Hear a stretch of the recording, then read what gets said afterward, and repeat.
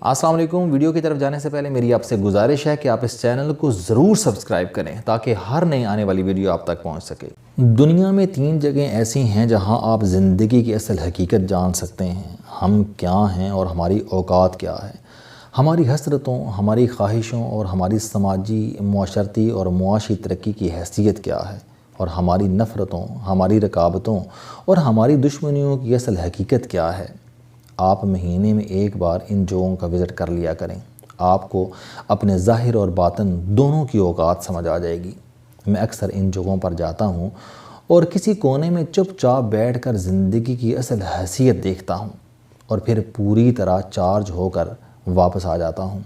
یہ 3 جگہیں قبرستان، ہسپتال اور جیل ہیں۔ آپ کبھی اپنا سب سے قیمتی سوٹ پہنیں، شیو کریں، جسم پر خوشبو لگائیں، جوتے پالش سے چمکائیں،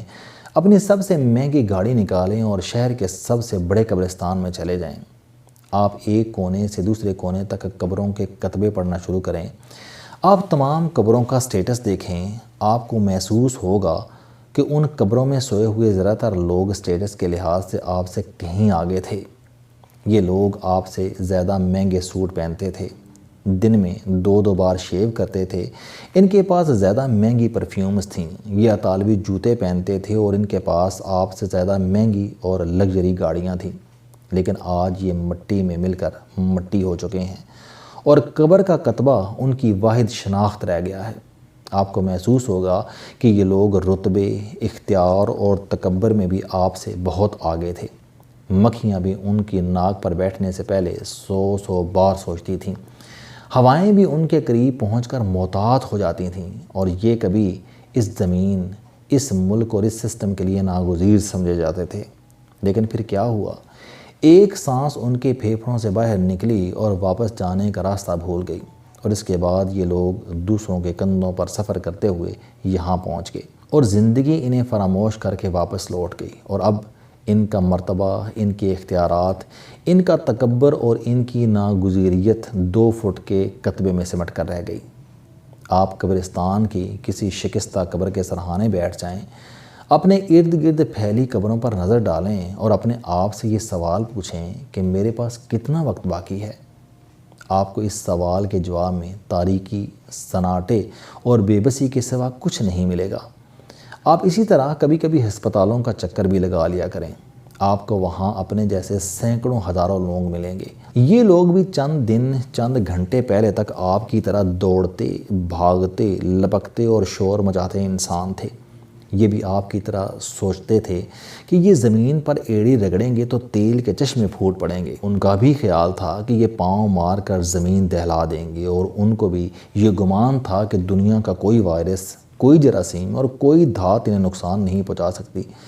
لیکن پھر ایک دن زندگی ان کے لیے عذاب بن گئی۔ ان کے پاؤں، ان کے ہاتھ، ان کی آنکھیں، ان کے کان، ان کا جگر، ان کا دل،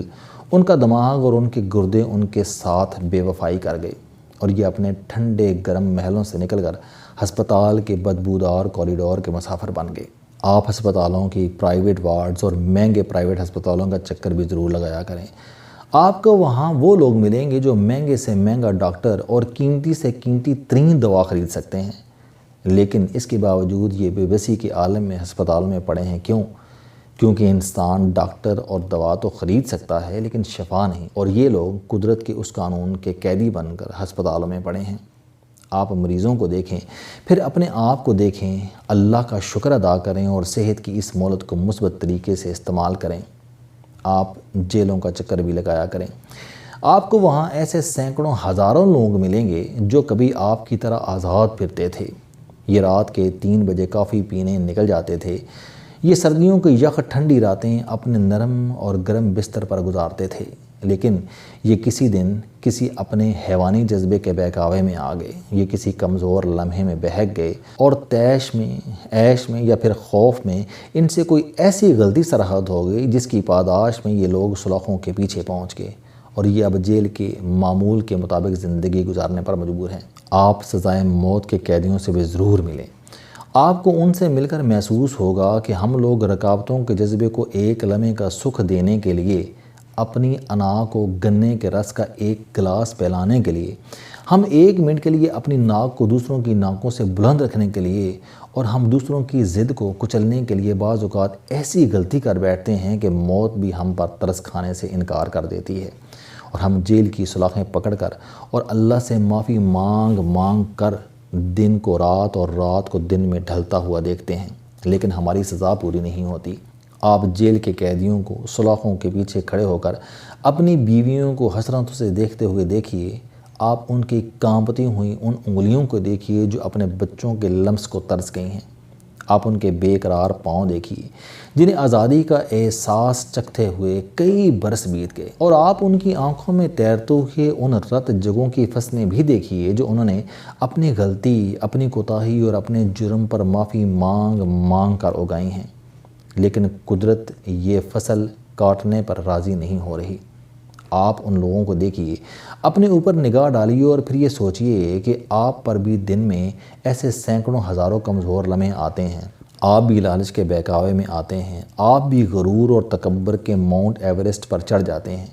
آپ بھی رکابت کے نرخے میں آ کر دوسرے لوگوں کی زندگیوں کو کھیل بنا لیتے ہیں، آپ بھی غیرت کے سراب میں الجھ کر دوسروں کا خون پینے کا فیصلہ کرتے ہیں، اور آپ بھی دوسروں کے مال کو اپنا بنانے کے منصوبے بناتے ہیں، لیکن کوئی نادیدہ ہاتھ، کسی دوست کی کوئی نصیحت اور حالات کی کوئی مہربانی آپ کو روک لیتی ہے، آپ باز آ جاتے ہیں، اور یہ بھی ہوتا ہے کہ قدرت آپ پر خاص مہربانی کرتے ہوئے آپ کی خامیوں، آپ کی کوتاہیوں، آپ کی غلطیوں، آپ کے گناہوں اور آپ کے جرائم پر پردہ ڈال دیتی ہے۔ یہ آپ کو گواہیوں، ثبوتوں، قانون اور کچہریوں سے بچائے رکھتی ہے، لیکن آپ قدرت کی اس مہربانی کو اپنی چالاکی اور اپنا کمال سمجھ لیتے ہیں۔ آپ یہ سمجھ بیٹھتے ہیں کہ آپ چارلس سوبراج ہیں جسے اللہ تعالیٰ نے قانون کی آنکھوں میں خاک جھونکنے کے لیے دنیا میں بھیجا ہے، اور دنیا کا کوئی قانون، کوئی ضابطہ آپ کو کبھی پکڑ نہیں سکے گا۔ آپ کو قبرستانوں، ہسپتالوں اور جیلوں میں بے گناہ، معصوم اور انتہائی شریف لوگ بھی ملیں گے۔ یہ لوگ کبھی کوئی ضابطہ، کوئی اصول نہیں توڑتے تھے، یہ اس قدر محتاط تھے کہ یہ آب زمزم بھی ابال کر پیتے تھے، یہ دودھ، دہی اور مکھن کے لیے بھی اپنی بھینس پالتے تھے اور دیسی مرغی کا شوربہ پیتے تھے، یہ ہمیشہ رات 9 بجے سو جاتے تھے اور صبح 5 بجے اٹھ جاتے تھے، اور ان سے پوری زندگی کوئی بے اعتدالی، کوئی غفلت سرزد نہیں ہوئی۔ آپ ایسے لوگ بھی دیکھیں گے جو آرام سے اپنے گھر میں سوئے ہوئے تھے، جو اپنی لین میں گاڑی چلا رہے تھے یا فٹ پاتھ پر اپنی سمت میں جا رہے تھے، اور آپ کو ایسے لوگ بھی ملیں گے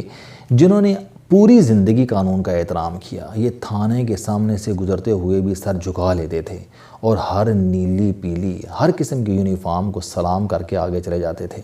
اور دوسری جنگ عظیم کے دوران بننے والے قوانین کا بھی احترام کرتے تھے، اور جنہوں نے آج بھی سائیکل پر بتی لگوا رکھی تھی، لیکن پھر یہ لوگ دوسرے کردہ جرائم میں محبوس ہو گئے، یہ بے گناہ ہونے کے باوجود قانون کے نہ کھلنے نہ ٹوٹنے والے دانتوں میں پھنس گئے۔ آپ کو ایسے لوگ بھی ملیں گے جو کھیرا کاٹنے سے پہلے اسے ڈیٹول سے دھوتے تھے، لیکن یہ لوگ بھی اسپتال کے مستقل مہمان بن گئے، اور ایسے لوگ بھی جو فٹ پاتھ پر دوسروں کی موت کا نوالہ بن گئے، جو کسی آوارہ گولی کا نشانہ بن گئے، یا پھر ان کے سر پر کوئی طیارہ آ کر گر گیا۔ آپ ان لوگوں کو دیکھیے اور اس کے بعد اپنے اوپر نگاہ ڈالیے اور پھر سوچئے کہ یہ طیارہ آپ پر بھی گر سکتا تھا، دوسری لین سے کوئی گاڑی اڑ کر آپ کے موٹر سائیکل، آپ کی گاڑی پر بھی گر سکتی تھی، اور ڈاکٹر اچانک آپ کو بھی کینسر کا مریض ڈکلیئر کر سکتے ہیں، یا پھر آپ کے دل کے اندر بھی اچانک درد کی ایک لہر دوڑ سکتی ہے اور آپ کو کلمہ تک پڑھنے کی مہلت نہیں ملتی۔ یہ سب کچھ ہمارے ساتھ بھی ہو سکتا ہے، یہ ہم بھی ہو سکتے ہیں، لہٰذا آئیے اللہ تعالیٰ کا شکر ادا کریں اور اس مہلت، اللہ تعالیٰ کی اس مہربانی پر اس کا شکریہ ادا کریں، اور کبھی کبھی جیلوں، ہسپتالوں اور قبرستانوں بھی 1 گھنٹہ گزار لیا کریں، کیونکہ یہ 3 جگہیں ایسی ہیں جہاں گئے بغیر ہمیں زندگی کی اصل حقیقت، اپنی اوقات اور اللہ تعالیٰ کی مہربانیوں کا اندازہ نہیں ہو سکتا۔ السلام علیکم، آپ سٹوڈنٹ ہیں، کوئی جاب کرتے ہیں، کاروبار کرتے ہیں، یا پھر آپ گھریلو زندگی گزار رہے ہیں۔ اگر آپ اپنی زندگی کو بدلنا چاہتے ہیں تو اس چینل علم دوستی پر آپ زندگی میں کامیابی کے لیے جاوید چوہری صاحب کے موٹیویشنل، سوشل، سیلف ڈسکوری سے ریلیٹڈ اور صحت سے متعلق بے شمار کالم سن سکتے ہیں۔ میرا دعویٰ ہے کہ یہ چینل آپ کی زندگی بدل دے گا۔ اس چینل کا مقصد اچھی باتیں معاشرے میں پھیلانا ہے، اور اچھی بات کو دوسروں تک پہنچانا صدقہ جاریہ ہے۔